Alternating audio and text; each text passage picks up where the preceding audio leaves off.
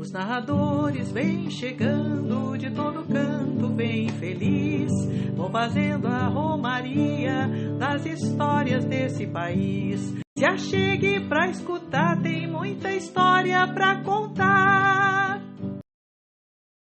Anum voou, voou, sobre a Juremeira sentou.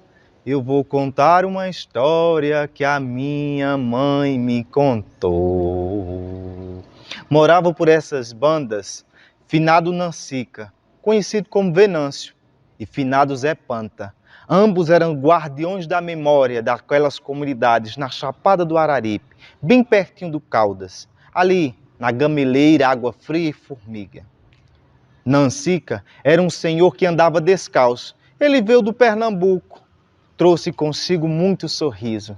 Andava para cima e para baixo naquela comunidade, até que arranchou-se numa casinha bem pequenininha. Nancica andava de casa em casa, sorrindo. As mães comparavam as crianças que andavam descalço com Nancica, porque nunca gostou de andar calçado. Até que certo dia, Nancica entrou numa determinada residência lá na comunidade e pediu para tomar café. Todo mundo gostava de Nancica ao mesmo tempo que tinha medo. Nancica espalhava só alegria, não perdia uma festa de aniversário, renovação ou batizado. Sempre estava lá, esperando o seu cafezinho tomar. Nancica podia estar até avexado, apressado como de costume, mas ele nunca rejeitava um bom café. Partiu para outra vida, mas deixou na nossa memória, na memória daquela comunidade, a importância de andar sempre sorrindo. Eu também lembro de Zé Panta. Zé Panta era misterioso, morava na Gameleira, lá numa montanha alto. Cavou uma cacimba, era a cacimba do milagre. Todos os dias ele descia por volta de meio-dia para banhar-se nas águas do rio da Gameleira. Zé Panta fazia uma linda renovação em sua casa. Unia-se todas as comunidades, Água Fria, Formiga e Gameleira, para festejar e celebrar na casa de seu Zé Panta.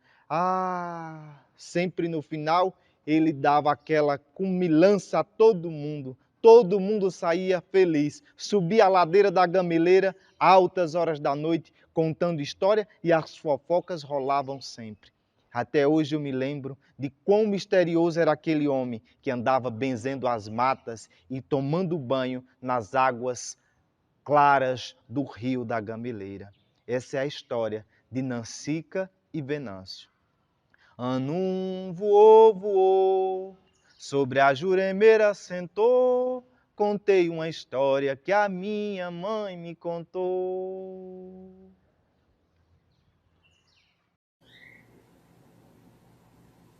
Essa história, quem me contou foi o meu pai. E aconteceu com ele mesmo. Mas não foi agora, não. Faz um tempo. Ele ainda era um meninote. Meu pai me contou que certa noite estava na sua casa, passando um cafezinho com a sua mãe na cozinha, quando do terreiro escutou seu nome. Alguém o chamava. Saiu até a porta, foi ver quem era e era José, o seu primo, quase irmão. José estava tão ansioso para lhe contar alguma coisa que o meu pai já foi ficando curioso. José lhe chamou assim no canto e disse: Paulo, tu não vai acreditar, eu tive um sonho e nesse sonho o coronel Bartô me deu um presente. Pois é, a chance para que eu possa ficar rico. Paulo, mas eu não vou ficar rico sozinho. Eu vou ficar rico junto com você. Meu pai já ficou encucado com aquela conversa de ficar rico e já foi perguntando: José, mas que sonho foi esse? E José explicou para ele que havia sonhado com o coronel Bartô, um homem muito rico, dono de muitas terras por aquele lugar e que havia falecido já fazia algum tempo.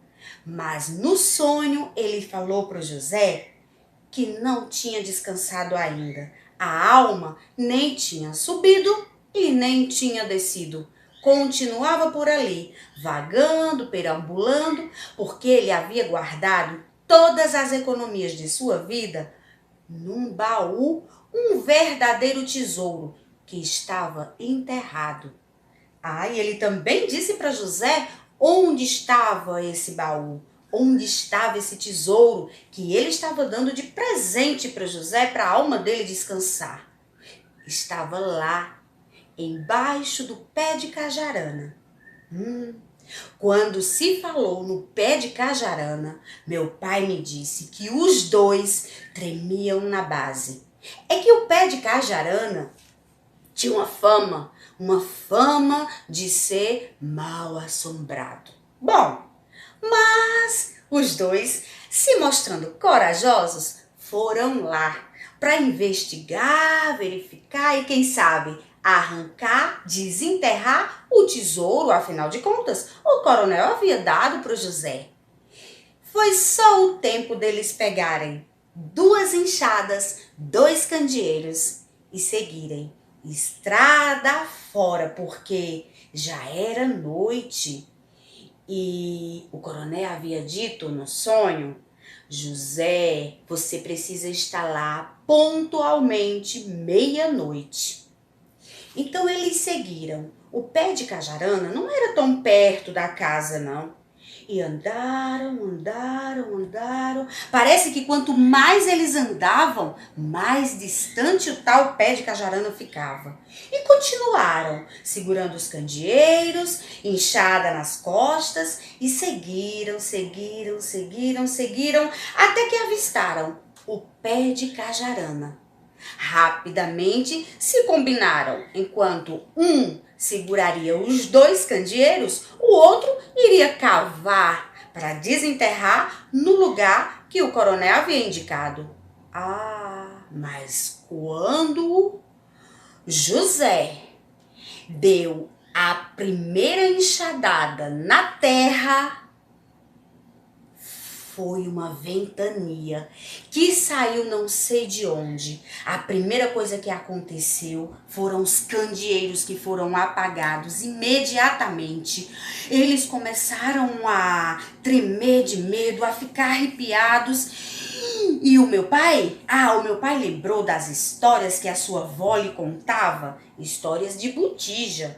Então falou para o José: olha, José, lembrei de uma coisa, nós precisamos mesmo rezar, porque o que o coronel lhe deu foi uma botija, e essas botijas, para serem desenterradas, precisam de muita, mas muita fé, muita oração. E assim eles fizeram. A ventania tomava conta do lugar, as folhas das árvores caíam, os candeeiros apagados, eles tremiam as pernas, mas ainda assim eles cavavam. E agora os 2 cavavam ao mesmo tempo. Cavavam, mas não conseguiam encontrar nada. Eles faziam um buraco no lugar e quando iam olhar, já não tinha buraco nenhum. Foi então que começaram a intensificar as ave-marias, os Pai Nossos, os Creio em Deus Pai, até que José, dando uma volta no pé de cajarana, José atolou-se. Isso mesmo, José caiu num atoleiro. Salva-me, Paulo! O que aconteceu aqui? Eu estou atolado. O meu pai rapidamente correu até José e viu que não tinha atoleiro nenhum, que aquilo ali era um grande, profundo buraco. Quando os 2 olharam para o buraco, avistaram lá, bem no fundo do buraco, alguma coisa que eles imaginaram logo ser o tesouro. Foi então que eles cavavam com tanta vontade que, além das enxadas, eles também usavam as mãos e cavavam e finalmente pegaram aquele baú. Um baú enorme, pesado, e conseguindo arrastar para fora. Antes mesmo deles verem o baú, José olhou para o meu pai e disse: Paulo, tu não fala nada para ninguém, vamos ficar ricos sozinhos, nunca vamos dizer como ficamos ricos. E foi então que eles tiraram o baú, e quando chegaram cá fora com o baú, tudo desapareceu. Meu pai me contou que nas mãos deles só restou poeira, pó, que sumia com o vento. Nesse momento, as pernas já não tinham mais dono. Nesse momento, meu pai me disse que subiu um medo, mas um medo que ia assim, da espinha, sabe, o finalzinho da coluna, até chegar no fio de cabelo da cabeça. E ele disse que a única coisa que ele conseguiu fazer foi dizer algumas palavras. As palavras foram essas: corre, José! Corre, mas corre muito, porque essa alma te enganou. Ela tá querendo levar nós lá pro lugar que ela tá. Corre, José, que não tem tesouro nenhum.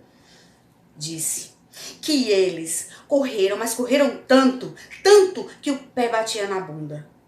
E o caminho de volta do pé de cajarana até a casa do meu pai, que para ser feito eles percorriam em mais ou menos 4 horas, ixi, eles voltaram em 10 minutos. Não foi nem isso. Rapidamente chegaram em casa, deitaram nas suas redes e se cobriram.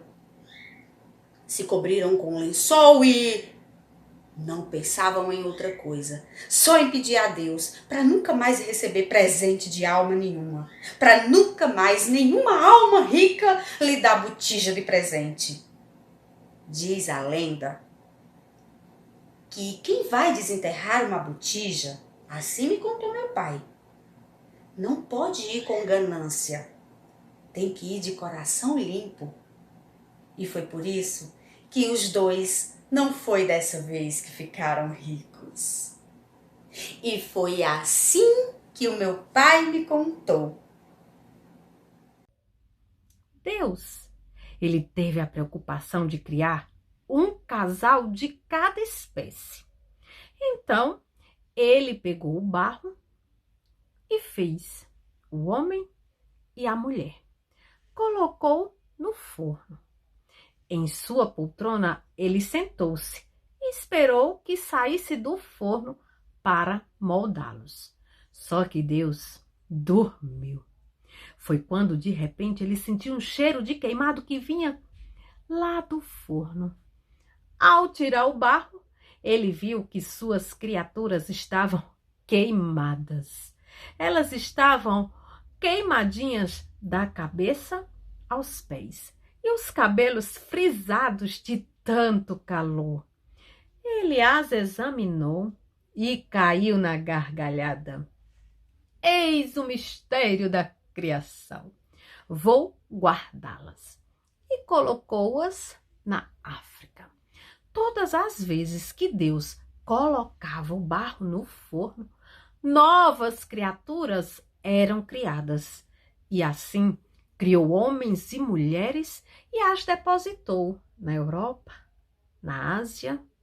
Porém, Deus percebeu que não havia mais espaço na terra para as suas criações e decidiu criar algo que não ocupasse tanto espaço. E ele pegou sua panela, colocou os ingredientes e criou o conceito. O primeiro conceito que Deus criou foi o conceito do amor. Ele não sabia para quê, mas ele decidiu colocar um pouquinho nas costas do Senhor e da senhora tartaruga. O tempo passou. Deus percebe que ao lado do senhor e da senhora tartaruga existiam 3 tartaruguinhas que ele, Deus não as criara. Vendo que o conceito do amor levaria a uma superpopulação, ele percebeu que foi uma criação desastrosa.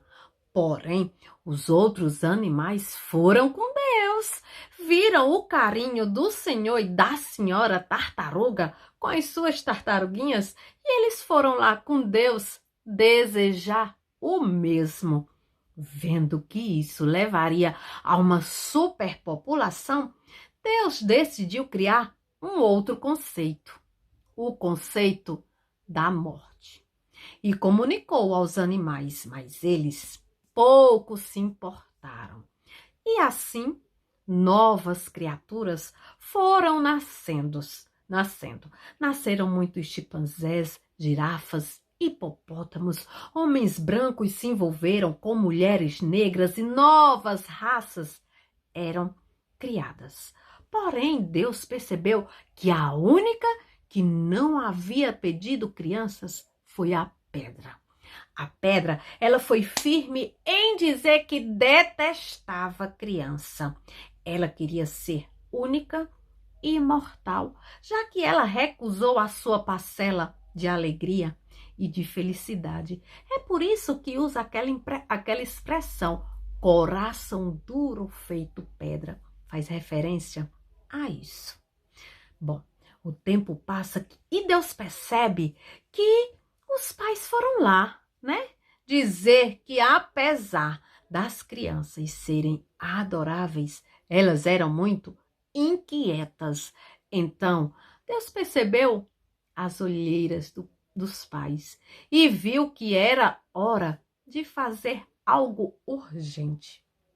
Então, pegou de volta sua panela, colocou novos ingredientes como projetos loucos, ideias esquecidas, brincadeiras de criança. Fez uma mistureba danada, colocou uns pacotinhos, amarrou com um barbante e deu aos pais e disse: tomem, contem isso para elas.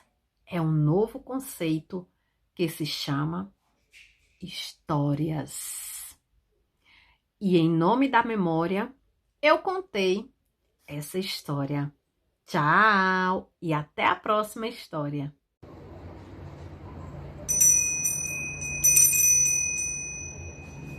Pode parecer estranho, mas essa história começa e termina no Campo Santo. O nome dela, Maria Caboré, filha de Caboré Coveira e Calumbi Roceira. Nascera com a sina de ser aluada pela lua, por ela banhada pelas ruas do Crato, a andar, a vagar, aluada, endoidecida e ensandecida pela luz do luar. Maria era do tamanho das mulheres do Nordeste, nem alta nem baixa, média. Tinha os braços repletos de pulseira, o pescoço ornado com colares e a cabeça de quando em vez envolta a um lenço. Todos a confundiam com uma cigana. E você pode perguntar, o que se passa na cabeça de uma mulher negra, pobre e aluada?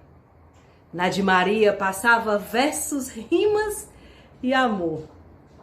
E Maria, pela cidade do Crato, a vagar, sempre estava ao alcance de um grito para levar um recado daqui para acolá. Era recadeira das melhores.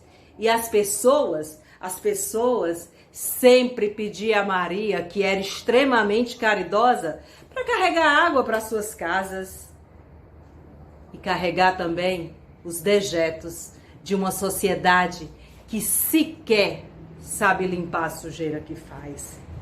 Maria, com a lata na cabeça, cantava os versos e as rimas de amor para o príncipe Odilon, o rei do Congo. A túnica do rei do Congo eu também quero chorar.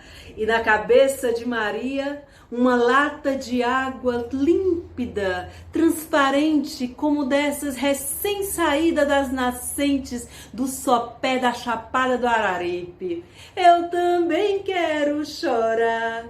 A túnica do rei do Congo, eu também quero chorar. No rosto mal pintado, nas mãos calejadas, carregava na cabeça a água, e nesses dias em que a água estava límpida, tinha a sensação de poder curar toda a sede da humanidade. Todos os meninos ou adultos sabiam do amor que Maria nutria pelo rei do Congo. E horas aprontavam maldades disfarçadas de brincadeiras. Quando avistavam Maria, eles gritavam: eita, chega, traz a prenda que hoje Maria conhece o rei do Congo. Fechava-se a roda em torno de Maria e os meninos ofereciam objetos pequenos para que Maria pudesse engolir. Assim poderia ver o rei do Congo. E ela botava a mão nos quartos, depois de derrubar a lata no chão, e espichava os olhos nos meninos e dizia: oxe, e se eu engolir, eles aparecem mesmo? Aparece, Maria, larga de ser boba e engole logo. E Maria punha-se a deglutir todos os objetos. E quando os meninos cansavam, corria ladeira acima, dizendo: "Ô Maria Caboré abestada, só pode ser doida!" E sumiam. Até que um dia, a cidade do Crato inteira silenciou. A peste tomou conta de tudo. E Maria se viu nos braços da morte. Em meio aos delírios, gritava que Príncipe Odilon chegaria numa carruagem de ouro. E deixou o mundo, vestida em uma túnica branca. E hoje descansa nos braços da piedade. Virou Santa Milagreira. A túnica do rei do Congo eu também quero chorar. E entre velas e promessas, Maria, no Campo Santo, fim da história. Eu também quero chorar. Olá, eu sou Conceição de Maria, professora e contadora de histórias, e vim aqui para compartilhar uma história com vocês. O nome da história: A Vela do Encapuzado, do autor Flávio Moraes. Era uma vez uma comunidade do sertão, um tempo bem distante desse tempo que vivemos hoje. Lá nessa comunidade do sertão morava uma moça. Essa cidadezinha lá era pequenininha e não tinha muitos afazeres. Não tinha internet, não tinha Facebook, não tinha Instagram. Então essa moça se ocupava de um ofício que eu acho que hoje em dia não tem mais, não. Que ofício é esse? O ofício de se ocupar da vida alheia. A moça era, digamos, muito curiosa. Pois é. A mãe dela não aprovava muito essa curiosidade dela, não. Dizia muito para ela parar com esse ofício desprezível. A mãe dava conselhos, conversava. Afinal de contas, a mãe era uma senhora temente a Deus. Gostava de aconselhar para o bem. Mas a moça, nem. Entrava por um ouvido, saía pelo outro. A moça ficava horas e horas na janela da sua casa. Era o lugar preferido dela. A observar cada detalhe de cada pessoa da sua comunidade. Só para ter o prazer de depois sair comentando.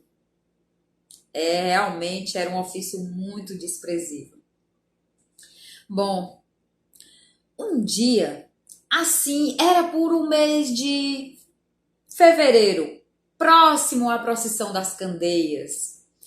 Passavam muitas procissões ali, próximo à casa dela.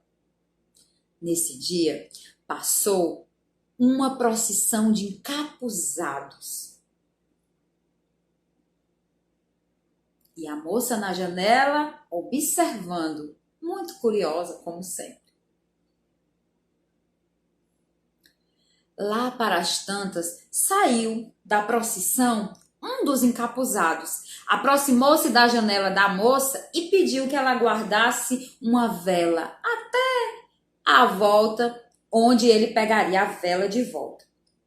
A moça não teve problema algum, pegou a vela, colocou em cima da cama e voltou para o seu desprezível ofício. E ali ficou observando por muito tempo. E já tinha se passado muitas horas até que a moça já estava ficando impaciente quando tocou as 2 badaladas.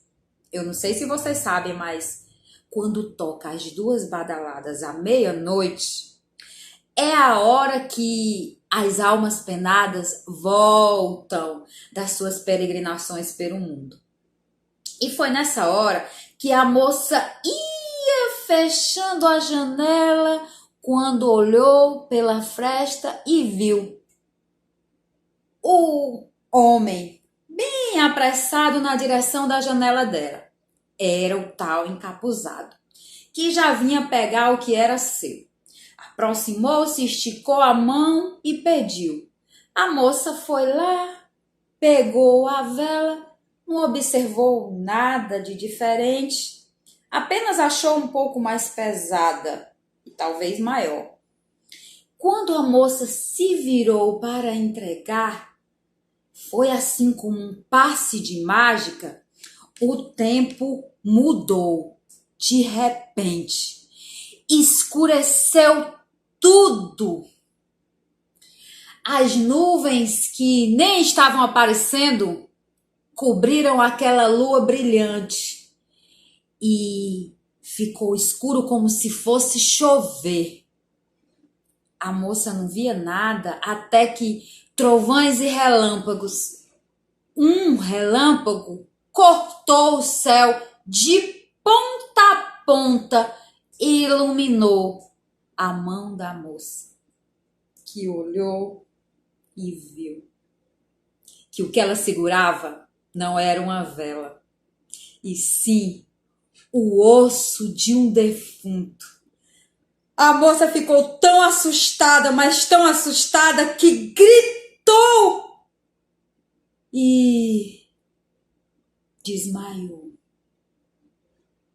Aquele acontecimento terrível mudou a vida da moça para sempre. E quando ela tornou daquele desmaio, ficou completamente louca. E dizem que ela veio a falecer alguns dias depois.